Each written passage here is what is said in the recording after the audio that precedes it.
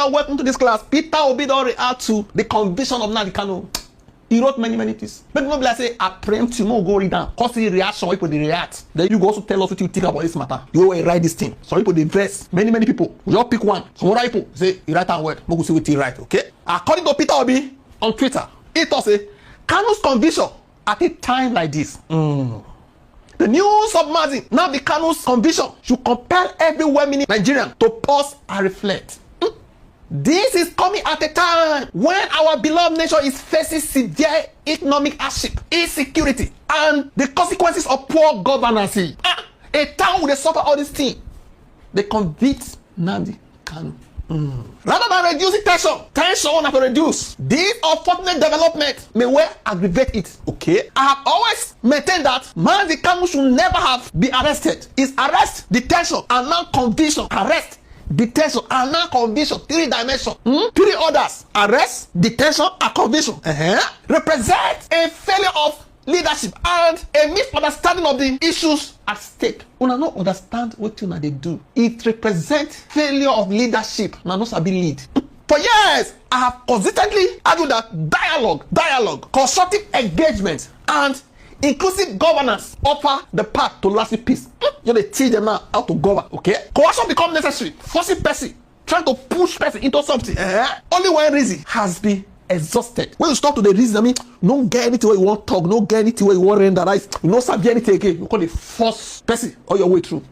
In this case, I submit that the reason was not only not exhausted, but was probably not exploited at all, or not fully exploited. It was a, you know, be say they no get anything, so the point be say they no really go use them. So if you get something, he said reasons was not only not exhausted, but was probably not exploited at all, or not fully exploited. The concern Kanu raised were not unheard of. Kanu raised concerns. No be something we never heard before. The issues for which he demanded solutions were not insoluble. No be say we no get solution. Wetin they agitate for? No be say they no get solution. It only required wisdom, empathy, and a willingness to listen. If you no want listen, you no go hear wetin they talk.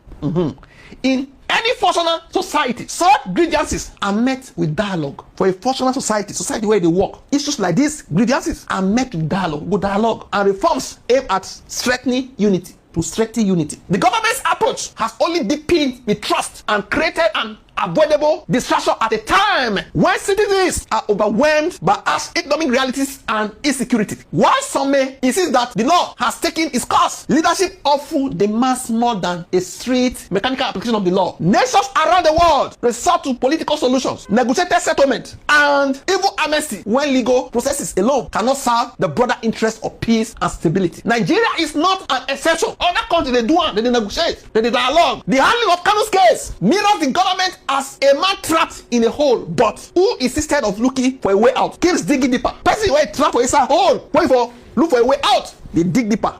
You think say the escape dey down, you dig your way into more problem. Mirrors the government as a man trapped in a hole, but who instead of looking for a way out, they continue to dig in. It wasn't not only the government's predicament, but also the nation's collective condition. If we truly desire a new Nigeria, a united, peaceful, and progressive one, our leaders must choose healing over hostility, reconciliation over retaliation, and dialogue over division.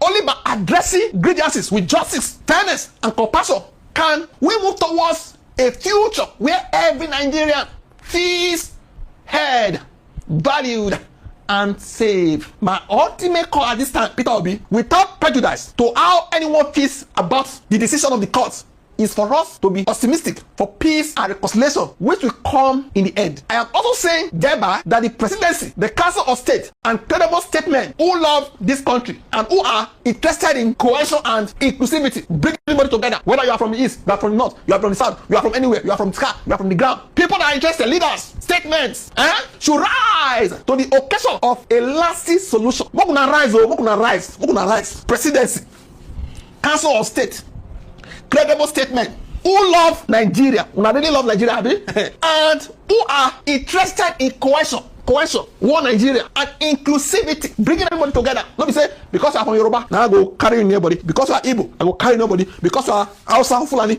No, cohesion, inclusivity should rise to the occasion for a lasting solution. Peter Obi. Today, he no put a new Nigeria is possible, but that would be insensitive. Let's continue. Somebody call Reato. React. You know the face now. Bashir Ahmed, now he enter. He said, I honestly don't have to say much more on this matter because myself and many others have already said enough for now. The only concern here is that what Peter Obi has stated here from the very first paragraph to the last is exactly what Sheikh Ahmed Gumi has been advocating for bandits, dialogue, constructive engagement, and inclusivity. We strongly disagree with the Sheikh on his pursuit of amnesty for these terrorists. Make you not try and Sheikh. He said they don't oppose Sheikh with dialogue, with amnesty. Who have inflicted immense suffering on innocent individuals. Say, what Sheikh they do? Say, when they give amnesty to bandits where they inflict pains, pain, burning of houses, everything of people, innocent individuals. They say they vehemently resisted it. Papa, this is what they do. You are out of place. Yet now you are pursuing for the very same approach for a convicted international terrorist. Now become international terrorist. Who is an international terrorist? Why don't bomb different countries like Osama bin Laden?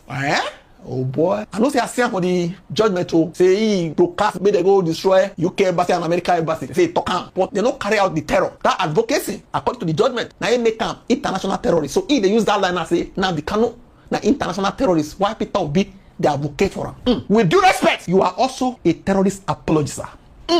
Indirectly, you are Gumi, una be the same. Oh, pick another one where you support Peter Obi because so many reactions. Go to Peter Obi's ado for Twitter, correctly S, to read what they are saying. Niger Patriot. Peter Obi is fearless. He doesn't pander to those who love him and unafraid of those who hate him. He let universal principles they take what you go make the thing work. The YDS you go solve for Nigeria. Now so they solve for America. You know, go say, and because of say the YDS, they work for here, they work for here, they work for everywhere. But to please anybody, make her no make her work for Nigeria. Say now universal principles they follow to solve it, so no send you. Let's universal principle of truth and justice guide him. Our generation is blessed that he shared these difficult times with us. If I read more, I go burn your time. I said make I bring this one come home. I was preparing one lecture like that. Now I still say, Peter Obi, don't drop Peter. May I go read down. I see reaction. Basbos. As you can see, the tweet don't get 1.4 million views.